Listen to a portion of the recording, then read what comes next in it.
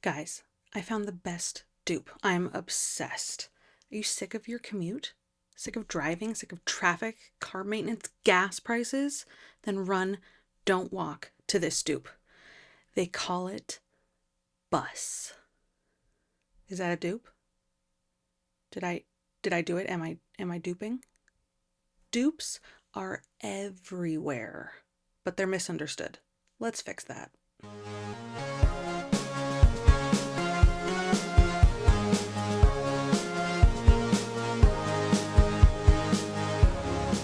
Hello and welcome.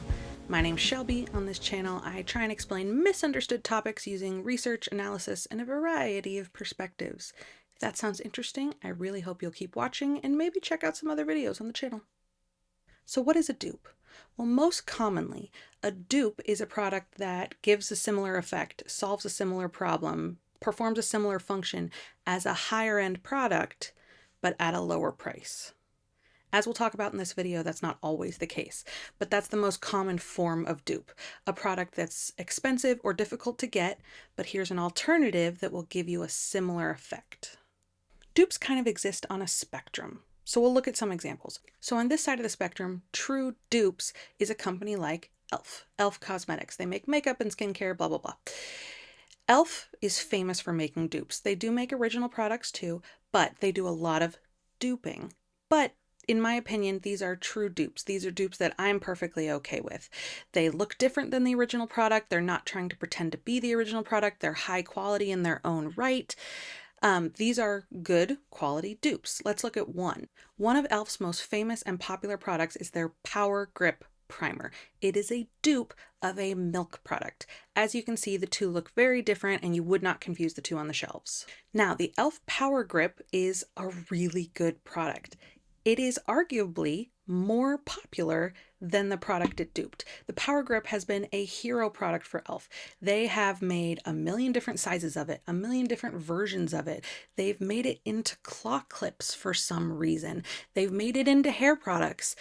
The Power Grip product for them started as a dupe of a milk product, but now is its own thing. It's incredibly popular. So that is one example of what I think, a really respectable dupe. Now, on the opposite side of the spectrum, way over here, is fake products. Dupes are not fakes. Dupes are separate products. You can tell they're different. They just serve a similar function. A fake product is pretending to be the original.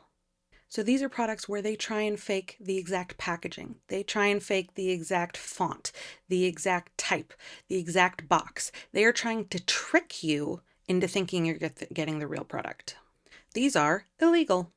And then somewhere in the middle of this spectrum is a line that separates dupes and fakes. And that line is probably at a different spot for everybody. So it's going to depend on your ethics, your morals, your opinions on when a dupe becomes a fake and is no longer okay. For me, that line is called MCO Beauty. MCO Beauty rips off other brands. In my opinion, they do not dupe other brands. They are ripping them off. They are trying to trick people into thinking they're getting the original product. They use very similar packaging, very similar claims, very similar words, and they're pretty open about the fact that they make products as similar as legally possible. They have a very large team of lawyers who let them know exactly where that line is into illegal behavior, and they've gotten sued many times. What makes MCO Beauty so annoying to me, aside from the fact that what a gross business practice, is that a lot of people say that they are packaging dupes only. Now, I have never tried an MCO Beauty product. I do not want them to have my money, but a lot of people say that the packaging is a really, really, really good dupe, maybe even a fake, but that the products inside do not give you the same effect. Now, they do mostly rip off larger brands, so I mean, good for them. That's better than ripping off smaller brands, but still, they're a gross company in my opinion. And unfortunately, they are being legitimized by large retailers carrying them. They're carried in Target. Here in the Pacific Northwest, they're carried in Fred Meyer. And can we just stop giving them shelf space, please? So dupes and fakes are very different. There's a lot of gray area in the middle where people might disagree on what makes a dupe or a fake. But in general, dupes are not trying to pretend to be the original product. They're just trying to give you a similar effect or solve a similar problem. So this week we're going to focus on dupes. Next week, I'm going to talk about fakes. So this is kind of a two-part video. So if you enjoy this video about dupes, please join me next week for my video about fakes and counterfeits. So we all have opinions on where the line is between dupes and fakes, but it is interesting to look at where the courts have landed. Legally, what has been determined dupe versus fake. Benefit Cosmetics sued e.l.f. for one of their dupes. It was their mascara. As you can see, these mascaras do look really similar. Similar colors, not similar texture, but you can tell it's supposed to be a dupe. Well, Benefit said that it was more of a fake than a dupe, that customers might confuse the two on shelves, and that this dupe was a little too close to home. What the court decided was that while the tubes of mascara do look very similar, the boxes they come in look different enough that it's perfectly fine. So e.l.f. won this lawsuit, and it was based on the fact that when the products are on the shelf in the box, customers are not going to confuse the two. Another company that has sued over dupes is Louboutin, and they have got everyone over having red bottom shoes. Louboutin is famous for their red soled high heels, and they have sued a million different companies for having the gall to also have red soled high heels. Here in the US, Louboutin sued YSL for making this shoe, and the court decided that YSL was well within their rights because the entire shoe was red. Louboutin's whole thing is the red shoe contrasts with the rest of the shoe, but this whole shoe is red. So YSL won that one. In Japan, Louboutin sued Aizo for this shoe. In Japan, there's a whole thing about trademarking colors. You have to have multiple colors. They also said red-soled shoes have existed long before Louboutin, and Aizo won this one as well. In France, Louboutin sued Zara, and this actually really backfired. The courts decided that the red-soled shoe was not distinctive enough to be a trademark, that Louboutin used multiple shades of red, so it wasn't even just a color. And in the end, they actually canceled their trademark in France. So this one was not a great idea for Louboutin. And finally, in China, Louboutin sued Guangdong, and this one they actually won. The courts decided that the red sole was distinctive enough and that this other company was ripping them off, and so Louboutin finally won a lawsuit. And then a couple of lawsuits that are still ongoing. They happened very recently. Glow Recipe just sued Emco Beauty over ripping off some of their skincare products. I totally see what they're talking about. And Lululemon has sued Costco. Rule number 1, don't come for Costco. Lululemon said that some of the activewear Costco was selling was too similar to their own. It was ripping them off. It was no longer a dupe. It was trying to be a fake. I can kind of see it, but then I started looking at other activewear companies and brands, and I found plenty of other similar ones. Old Navy, Victoria's Secret. These are selling really similar products too. And in my non-legal, non-expert opinion, the Lululemon stuff just isn't distinctive enough. So whether something is a dupe or a fake, whether it's legally a dupe or a fake, or in your opinion a dupe or a fake, the fact is dupes are everywhere. Dupes are completely out of control. They have become a buzzword for engagement and views and clicks. And it's not just beauty. It's not just fashion. We have dupes for appliances. We have dupes for electronics. We have dupes for food. We even have dupes for places. A new thing is destination dupes. If you can't go to this country, go to this country. It's the same. Sometimes they're not even a dupe. I saw these Target shelves as a dupe for IKEA shelves. This one's cheaper. Yes, it's on sale, but even at full price, it's the same price. How is that a dupe? I guess just if you hate the Swedish. So dupes are everywhere. But something that some people believe, our first myth, is that dupes are a modern trend. Yes, they are trending. No, they are not new. People have been duping for decades, centuries. For a long time, the word that we used was knockoff. Now, knockoff has a bad connotation. Nobody wants a knockoff. A knockoff is an inferior product. A knockoff also just isn't as clear. It could mean fake, it could mean dupe, and it has a really negative connotation, so people don't really use it anymore. But it's been happening forever, and it's very well documented. About 100 years ago, American designers were knocking off or duping the designs from the Paris fashion houses. Women's magazines have been promoting dupes, without using that word, for decades. They'd have features like Get the Look, or Splurge versus Save, or Budget Beauty, where they'd show something a celebrity wore and then show you a similar product that you could afford and you could get at your local Target. And have you ever had this? How about one of these? These are dupes. We don't really use the word dupe at the grocery store, but that's what they are. They're a similar product that serves a similar function. And a lot of times, because they're generic brand, they're cheaper. Are covers of songs dupes or knockoffs? Are they different? Some younger people may not know that Whitney Houston was not the first person to sing I Will Always Love You Like an Angel. That was Dolly Parton. She wrote it and recorded it decades earlier. Is Whitney Houston a dupe? I would say no, she's an angel. And what happens if the dupe becomes way more popular than the original? Oreo was a dupe for Hydrox. Here's an ad from Hydrox saying don't get the dupe, they didn't use that word, but to get the original. But Oreo has obviously become infinitely more popular than Hydrox. So is it still a dupe? I mean, it was originally. So this is a nuanced conversation. People have different opinions. It's kind of a case-by-case basis. A lot of people have, like I said, on that spectrum, different opinions on where that line is between dupe and fake. So our next myth is that people who buy dupes can't afford the real thing. This is sometimes true, but not always. In some circles, dupe has a negative connotation. Oh, you couldn't afford the real one. But in some circles, a dupe is something worth bragging about.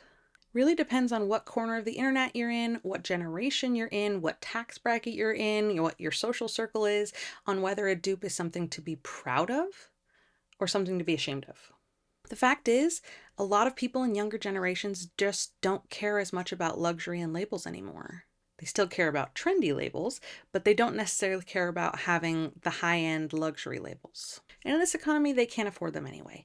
So more and more people are choosing dupes over the high-end items, and they are not ashamed of them at all. Finding the best dupe can be a source of pride. The same way that women want to brag about how their really cute dress has pockets, they also want to brag about how their really cute dress is a dupe for a much, much more expensive product. In general, younger people are moving away from luxury idolization. Influencers who have made a lot of money and gotten a lot of followers off showing their luxury items in luxury hauls are starting to get backlash for it. And with trends going so fast, people just don't care as much about brands that have been around for 100 years. And dupes are not always about money. They might want a vegan version. They might want a cruelty-free version. They might want a version that doesn't have an ingredient they're allergic to. Elf keeps pissing people off, so people are now looking for dupes of Elf. They're looking for dupes of a company based on dupes. Dupeception. So a dupe is not necessarily a cheaper or worse version. It is simply an item that gives you the same effect, solves the same problem, serves the same function. And some brands are leaning into dupes. Coco Chanel famously loved dupes. Again, they weren't called dupes at the time, but she said, if you want to be original, be ready to be copied. She liked fakes of her work and she considered a compliment that people were emulating it. She was confident in her designs. She was confident that her product was superior, so she didn't mind when people knocked her off. Lululemon also showed that they were incredibly confident in their product when they offered a dupe swap. They held a big event where people could bring their Lululemon dupes and exchange them for free for the real thing. They were confident in their product and they were like, as soon as you try our leggings, you're going to never want to go back to the dupe. Emco Beauty also leans into dupes. They had this ad talking about how their dupes were not dupes, they're dupes. It's very stupid. And for some reason they used the cast of The Secret Lives of Mormon Wives. I don't understand this. I don't understand them. I don't like it. Another myth is that luxury items are automatically high quality. So people who believe this think, oh, well, if you're buying a dupe, it's automatically a worse quality. It's automatically a worse product. But luxury items simply aren't what they used to be. A lot of people have written about the general decline in the quality of luxury items.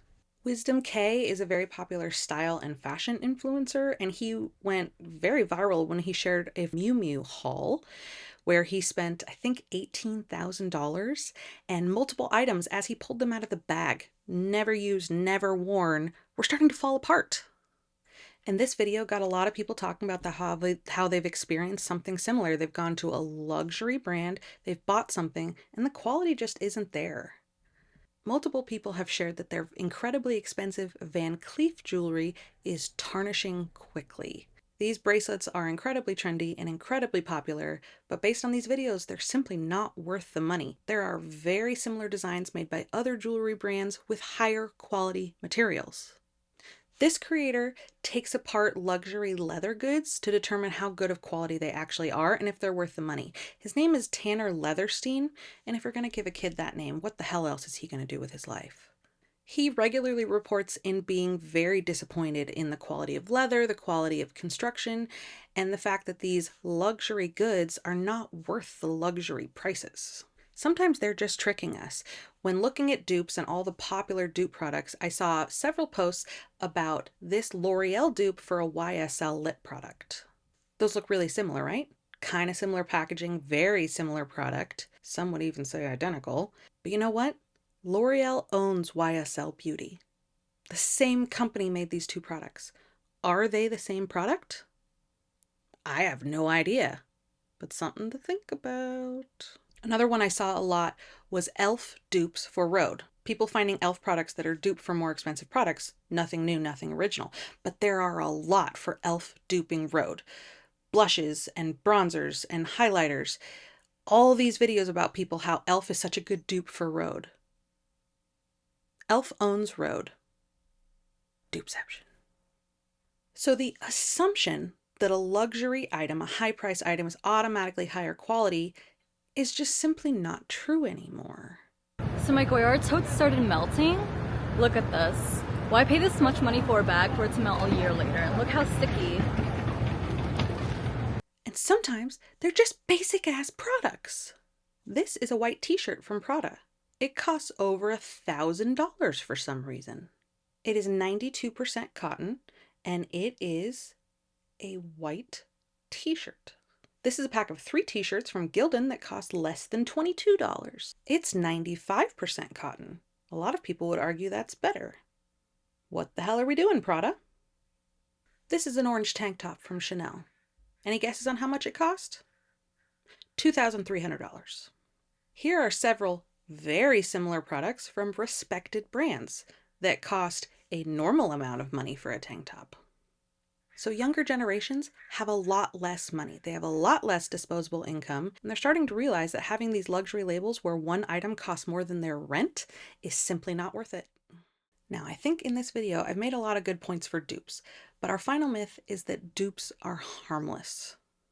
I will say, most dupes probably are harmless, but not all of them. Dupes can be particularly harmful to small businesses. Now, I personally am not going to lose sleep if Louis Vuitton or Van Cleef loses a little bit of money because someone has a good dupe for one of their products, but if it happens to a small business, it can be catastrophic. This is Pink Honey. This is their iconic eyebrow product. You put the spoolie in the hole. It's like an eyebrow wax. I don't know. I don't really use eyebrow products because mine are like fine. But this product was their hero product. It was incredibly innovative and it really made their small brand blow up. Then Revolution Beauty released this, a honey-based eyebrow product with a hole in the middle.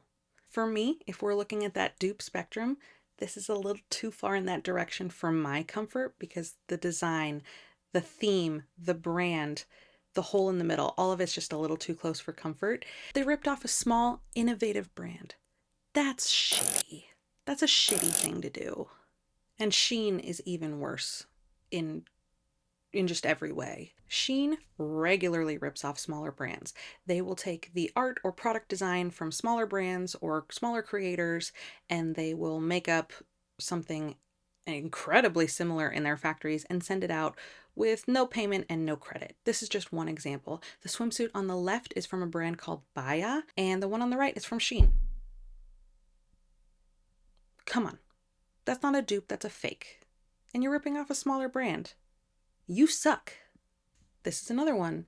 The dress on the left is by Transformations by Tracy. The dress on the right is by Shein. So my main point in this video is that the conversation around dupes is nuanced. It should be nuanced.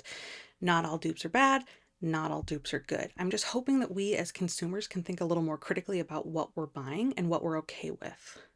Because the fact is, true innovation is very rare. Most pieces of clothing or makeup or skincare or jewelry or shoes is based off something else or is inspired by something else. Nothing is created in a vacuum, and every inventor is influenced and inspired by things that came before. Back in 1968, when Clinique was founded, it was revolutionary. It was dermatologist backed. It talked about different skin types. It was about a skincare routine. It was the first to do that. So is modern skincare a dupe of Clinique? If something promotes that it's for oily skin type or is a multi-step system, is that a dupe? I would say no. Spanx was revolutionary in shapewear. It was the first modern shapewear, but it was deeply inspired by girdles and pantyhose.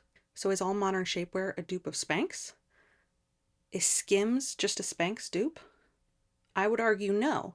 Spanx revolutionized shapewear and created a whole new category. So dupes are not bad or good. I own both. I own real Birkenstocks, but I own knockoff Crocs. Croc-offs.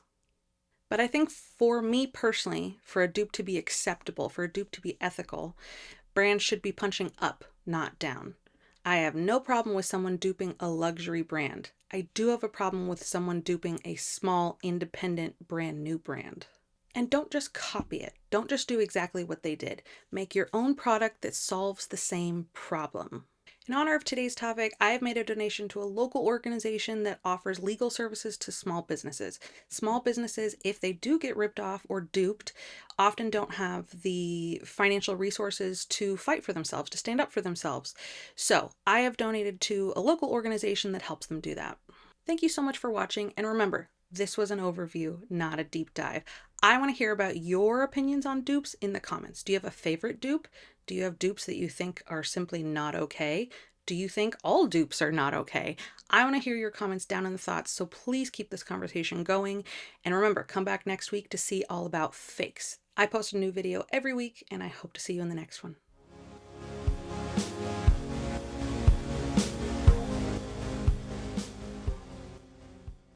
Dupeception.